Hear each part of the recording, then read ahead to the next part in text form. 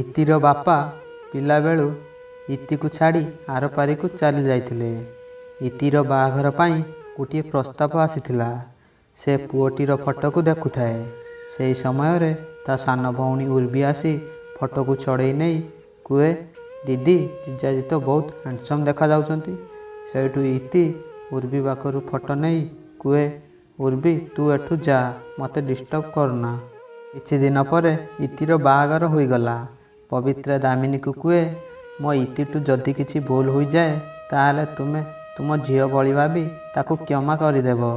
ସେଇଠୁ ଦାମିନୀ କୁହେ, ତୁମେ ଚିନ୍ତା କରନି ପବିତ୍ରା ଦେବୀ, ତୁମ ଝିଅକୁ ବୋହୂ ନୁହେଁ ଝିଅ ବନେଇ ନେଉଛି।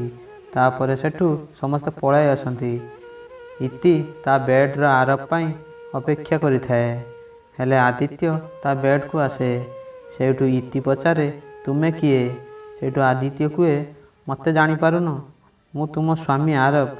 ବାହାଘର ଗୋଟେ ଘଣ୍ଟାଏ ହୋଇନାହିଁ, ହେଲେ ତୁମେ ମୋତେ ଜାଣିପାରୁନ? ସେଇଠୁ ଇତି କୁହେ, ଏମିତି କ'ଣ ମଜା କରୁଛ? ଆରବ କୁଆଡ଼େ ଗଲା? ତାପରେ ସେଇଠୁ ଦାମିନୀ ଆସି ପହଞ୍ଚେ। ଇତି କୁହେ, ମା ଇଏ ନିଜକୁ ଆରବ କହୁଛି, ହେଲେ ଆରବ କାହାନ୍ତି? କିନ୍ତୁ ଦାମିନୀ କୁହେ, ଇଏ ତ ଠିକ୍ କହୁଛି, ଏଇ ତ ଆରବ ତୋ ସ୍ୱାମୀ, ଯାହା ସହ ତୋର ବାହାଘର ହୋଇଛି। ତାପରେ ଇତି କୁହେ, ଧନଶ୍ରୀ ଦିଦି ଆପଣ ତ ସତ କୁହ। ସେଇଠୁ ଧନଶ୍ରୀ କୁହେ, ଆରେ ଇତି ଏଇ ତ ମୋର ନିକମା ଭାଇ ଆରବ। ତୁମେ ତ ଆହାରି ସହିତ ବେଦୀରେ 7 ଫେରା ଘୂରିଲ। ସେଇଠୁ ଇତି ବେଦୀରେ ବସିଥିବା ଆରବର ମୁହଁ ମନେ ପଡ଼ୁଥାଏ। ତାପରେ ଇତି କୁହେ, ନାଇଁ ଇଏ ମୋ ଆରବ ନୁହେଁ କହି ବେହୋସ ହୋଇ ପଡ଼ିଯାଏ। ଯେତେବେଳେ ଇତିର ହୁସ୍ ଆସେ ସେ ଦେଖେ ଆଗରେ ସେଇ ବସିଥାଏ ଯିଏ ନିଜକୁ ଆରବ କହୁଛି। ଇତି କୁହେ, ତୁମେ ଏଠି କ'ଣ କରୁଛ? ତୁମେ ମୋ ରୁମ୍ରୁ ଚାଲିଯାଅ, ମୋ ସହିତ ବହୁତ ବଡ଼ ଗଲତ ହୋଇଛି। ସେଇଠୁ ଦାମିନୀ ଆସି କୁହେ, ଇତି ତୋର ବହୁତ ହୋଇଗଲା ଡ୍ରାମା। କେତେବେଳେ ଆମେ ସବୁ କହୁଛେ ଏଇ ଆରବ ବୋଲି ତୁ ମାନିବାକୁ ନାରାଜ କାହିଁକି? ସେଇଠୁ ଇତି କୁହେ, ମୁଁ ଏଠି ରହିବାକୁ ଚାହୁଁନି, ମୁଁ ଆମ ଘରକୁ ପଳେଇବି। ଇତିର କଥା ଶୁଣି ଦାମିନୀ ଇତିକୁ ରୁମ୍ରେ ବନ୍ଦ କରିଦେଲା। ଭୋକ ଉପାସରେ ଇତି ରୁମ୍ରେ ଦିନସାରା ବନ୍ଦ ହୋଇ ରହିଥାଏ। ଇତିର ରୁମ୍ର ଆଗରେ ଆଦିତ୍ୟ ଦାମିନୀକୁ କୁହେ, ଦାମିନୀ ମ୍ୟାଡ଼ାମ୍ ଆପଣଙ୍କ କଥାରେ ମୁଁ ଏଠି ଆପଣଙ୍କ ନକଲି ପୁଅ ସାଜି ଆକ୍ଟିଂ କରୁଛି। ମୋତେ ପୁରା 50,000 ମିଳିଯିବା ଦରକାର, ନହେଲେ ମୁଁ ସବୁ କଥା କହିଦେବି।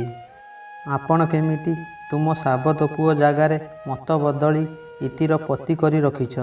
ସେଇଠୁ ଦାମିନୀ କୁହେ, ଆରେ ଆଦିତ୍ୟ ଏମିତି କ'ଣ କହୁଛ? ଏହିସବୁ କଥାବାର୍ତ୍ତା ଇତି ଶୁଣୁଥାଏ ଆଉ କୁହେ, ହେ ଭଗବାନ ଏମାନେ ଆରବକୁ କେଉଁଠି ଲୁଚେଇକି ରଖିଛନ୍ତି, ଆଉ ଏଠି ସବୁ କ'ଣ ଚାଲିଛି ମୁଁ କିଛି ବୁଝିପାରୁନି।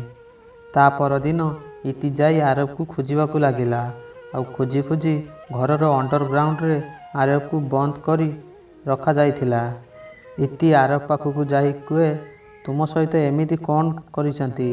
ସେଇଠୁ ଆରବ କୁହେ, ଇତି ଏମାନେ ତୁମକୁ ମାରିଦେବେ ଆଉ ମୋତେ ବି ମାରିଦେବେ।